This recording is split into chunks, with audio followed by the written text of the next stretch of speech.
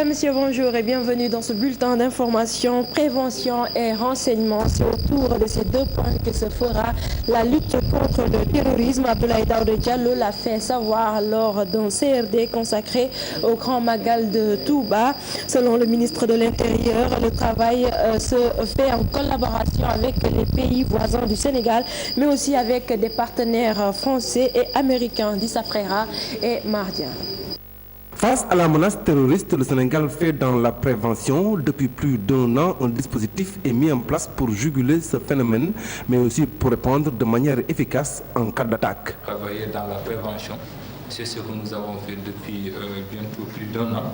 On continue de le faire en relation avec nos partenaires, parce que depuis qu'il y a eu quand même ces surprises au niveau du Mali et dans les autres pays de la sous-région, naturellement, en autorité responsable, le chef de l'État, justement, donc, nous a instruit de travailler dans la prévention.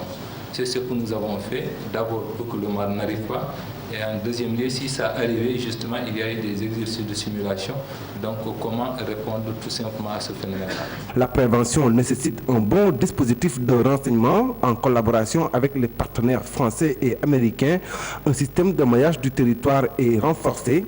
Les pays limitrophes du Sénégal sont aussi de la partie. Des patrouilles mixtes opèrent le long des frontières pour prévenir tout acte subversif. Lorsqu'il s'est agi de sécuriser un pays, il y a lieu justement de travailler, comme je l'ai toujours dit, surtout cette fois-ci dans le renseignement. C'est ce que nous avons fait avec nos partenaires d'abord occidentaux, la France et les États-Unis, mais surtout aussi en collaboration avec donc, nos pays qui nous ceinturent. C'est d'abord la Mauritanie, et avec ces pays nous entretenons des relations d'échange d'informations importantes. Mais surtout que nous travaillons dans le cadre de la prévention à faire des patrouilles mixtes tout au long de notre frontière. Le même scénario est reconduit avec le Mali, avec la Guinée et la Guinée-Bissau. Abdoulaye Daouda Diallo a rappelé la décision du président de la République d'interdire le voile intégral. Selon le premier policier du pays, c'est une décision purement sécuritaire et qui devra s'imposer aux citoyens. Lendemain des attentats à Paris, la rédaction s'intéresse aux écoles franco-sénégalaises de Dakar, à l'Institut Sainte Jeanne d'Arc. Par exemple, le chef de l'établissement qui souhaite ne pas s'exprimer face à la caméra soutient quand même que les événements de Paris n'ont pas eu de répercussions sur leur programme à l'école franco-sénégalaise de Fann. C'est tout un programme pour expliquer aux petits ce que c'est que le terrorisme. C'est un reportage de Fatidien Mardia. 12 heures passées de quelques minutes à l'Institut Sainte Jeanne d'Arc de Dakar. Dans cet établissement, l'entrée est sélective ce matin. Pour les journalistes, la carte de presse est exigée. Le responsable de l'établissement nous fait savoir que les attentats du 13 novembre à Paris n'ont eu aucune répercussion sur leur mode de fonctionnement. Mais face à la caméra, ils souhaitent ne pas s'exprimer. Les directives sont données. Pas de prise de vue. Autre établissement, autre réaction. À l'école franco-sénégalaise de Fann, un film sur le terrorisme a été projeté. Objectif, faire réagir les tout petits sur un sujet assez délicat. On a un petit film qui explique un peu ce qu'est le terrorisme. Et donc ce film a été diffusé dans toutes les classes. Et après un échange avec les gamins pour expliquer un peu plus dans les détails ce qu'est le terrorisme. Dans cette école, il y a beaucoup d'élèves français, des apprenants qu'André Grandin et son équipe comptent bien soutenir. Ici, nous avons des élèves de CP, donc de 6 ans jusqu'à 10 ans, 11 ans. Et la majorité des élèves ont été exposés aux informations, aux actualités. Beaucoup de familles sénégalaises, on est franco-sénégalaises, on a 50% de nos élèves qui sont français, ont de la famille en France. Et effectivement, c'est un problème qui a été très, très présent au niveau des élèves.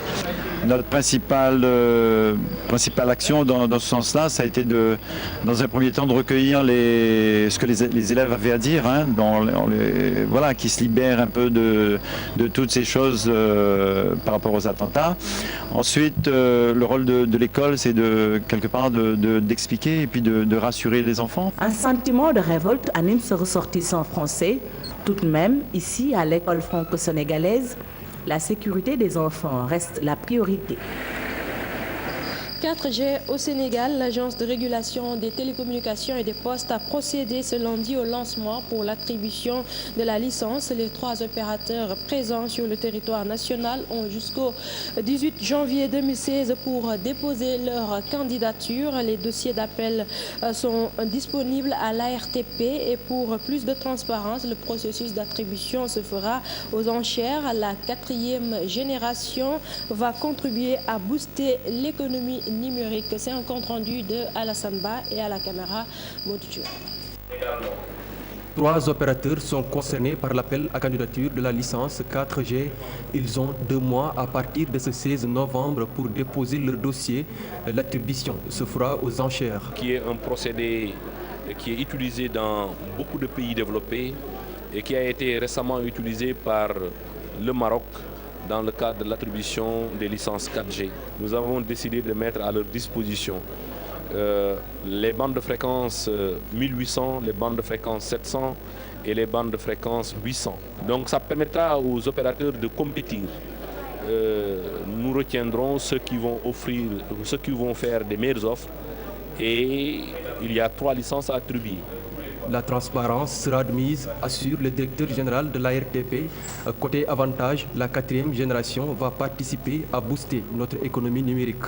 C'est quelque chose qui offre un certain confort dans l'utilisation de certaines applications, mais telles que les applications qui sont gourmandes en bande passante. Cette technologie 4G permettra à un Sénégalais qui se trouve dans la région de Matam d'être diagnostiqué par un médecin qui se trouve à l'hôpital Dantec, Aristide Le Dantec. Ça permettra également à un étudiant sénégalais de pouvoir accéder à des enseignements dans les universités partout dans le monde. Le processus fait suite à une période de test sur l'année 2014. Des objectifs sont fixés aux opérateurs, couvrir 65% de la population et toutes les capitales régionales sur 5 ans et 85% de la population et la totalité des 9 principaux axes routiers sur 10 ans.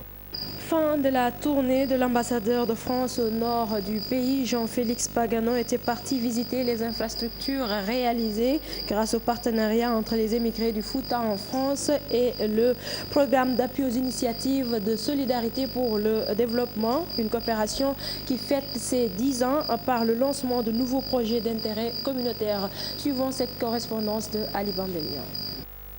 10 ans d'activité dans les régions au nord du pays, les émigrés de France ont bien profité des fruits de la coopération française.